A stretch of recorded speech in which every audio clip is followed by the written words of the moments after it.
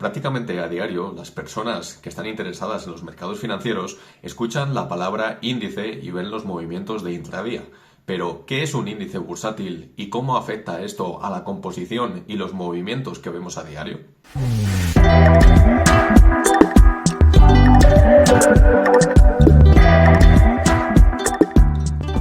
Un índice bursátil no es más que un valor numérico compuesto por un número determinado de acciones. Ya si nos fijamos, por ejemplo, en el S&P 500, pues estará formado por las 500 acciones seleccionadas de los distintos sectores de la economía estadounidense. Si nos fijamos en el DAX, veremos 30 acciones seleccionadas de la economía alemana. El IBEX 35 en España, pues más de lo mismo. Son determinadas acciones que en su composición forman un valor numérico calculado en puntos básicos y llamado índice bursátil. Por lo general, los índices bursátiles se utilizan como referencia con respecto a las inversiones de todos los inversores, con el comportamiento de las propias acciones y para reflejar algunos instrumentos financieros como por ejemplo pueden ser los derivados o los ETF.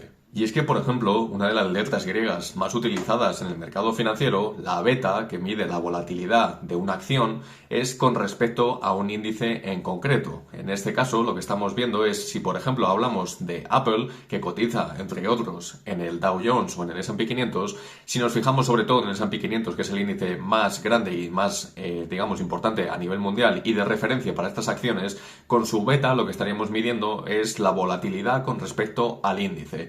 Si tenemos una beta que es, por ejemplo, de un punto, significa que la volatilidad será exactamente la misma a la del índice. Es decir, cuando suba se moverá exactamente lo mismo y cuando baje moverá exactamente lo mismo. Si estamos por debajo de ese punto básico, significa que la volatilidad será inferior. Por lo tanto, tenderá a tener una linealidad mayor. Mientras que cuando estamos por encima de ese punto básico, la beta lo que nos indica es que tanto las subidas como las bajadas son más pronunciadas en comparación a dicho índice bursátil. Y para construir un índice bursátil tenemos dos principales maneras de hacerlo.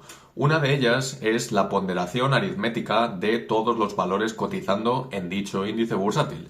Y esto es un ejemplo, por ejemplo, con el Dow Jones, con el Dow 30. En este caso, lo que vemos es que de las 30 acciones que están cotizando en dicho índice, lo que vamos a hacer es tomar de su precio una media aritmética y de ahí saldrá el valor del índice bursátil, es decir, los puntos básicos a los que este índice está cotizando. Muchas veces, hoy en día, este no es un método para nada utilizado y es uno de los motivos por los que al Dow Jones se le critica tanto y se piensa que no tiene mucho sentido hoy en día.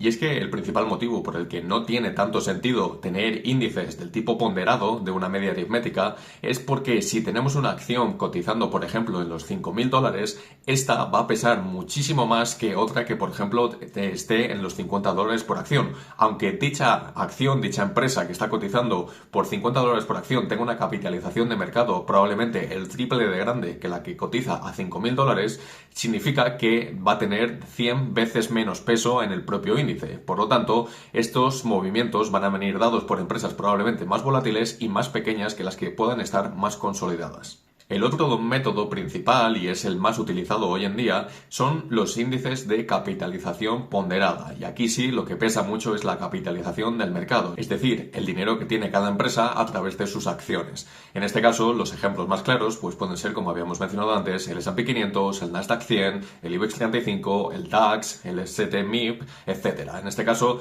son ponderaciones que, como vemos, es por el tamaño de la empresa. Y en el caso de que, por ejemplo, una empresa como puede ser Apple, que es la más grande de todo el S&P 500 caiga un 2%, significa que va a tener mucho peso en el comportamiento del propio índice. De esta forma, las empresas más grandes tienen más peso y podemos ver cómo las 10 más importantes de, por ejemplo, el S&P 500 pueden mover en torno de un 25, un 30% al índice.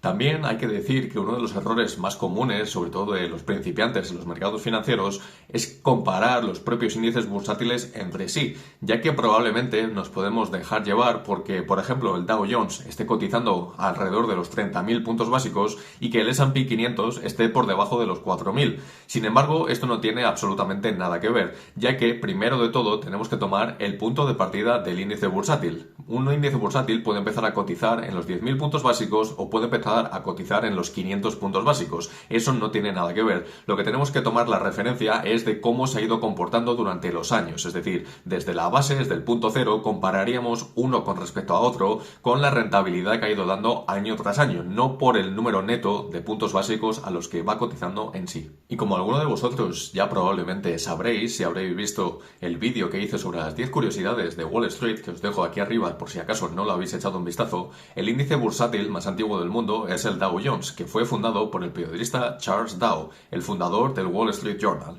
En este caso estamos hablando de finales del siglo XIX y por eso también podremos tener en cuenta y razonar el por qué este índice no es como los demás, que hace una media aritmética mientras que no es por capitalización bursátil, ya que tenemos que remontarnos a más de un siglo y medio atrás. Y la pregunta que después de este vídeo probablemente os estéis haciendo es ¿cómo debemos valorar, por lo tanto, un índice bursátil? Pues la palabra clave para mí sería referencia. Es una referencia a tomar con respecto al mercado financiero y a una ponderación de acciones entre sí. Si te ha gustado el vídeo sobre los índices bursátiles, no olvides darle a ese botonazo de me gusta para apoyar al canal, además de suscribirte activando la campanita para que seas notificados de futuros vídeos.